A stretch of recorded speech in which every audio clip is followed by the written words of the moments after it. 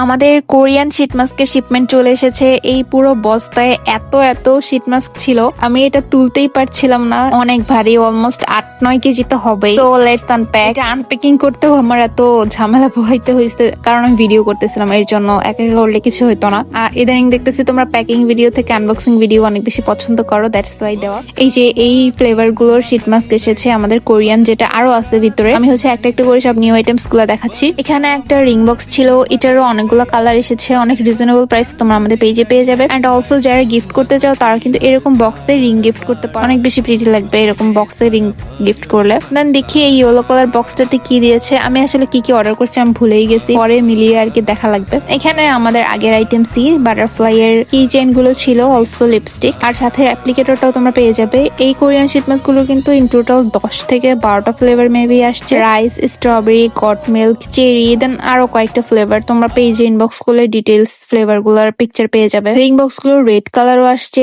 In total 4টা colour ring box গুলোর। আর এই ভিতরে যে বক্সটা, এটার মধ্যে আছে তোমাদের পছন্দের আরেকটা জিনিস। আমি অলমোস্ট 2-3 বছর আগে এই ঝুড়িগুলোতে প্যাকিং ভিডিওস বানাইতাম, তখন অনেক আপুরাই আমাদের থেকে এই ঝুড়িগুলো চাইতো। তো ভাবলাম এবার স্টকে নিয়ে আসি ঝুড়িগুলো, যাতে তোমরাও নিতে পারো।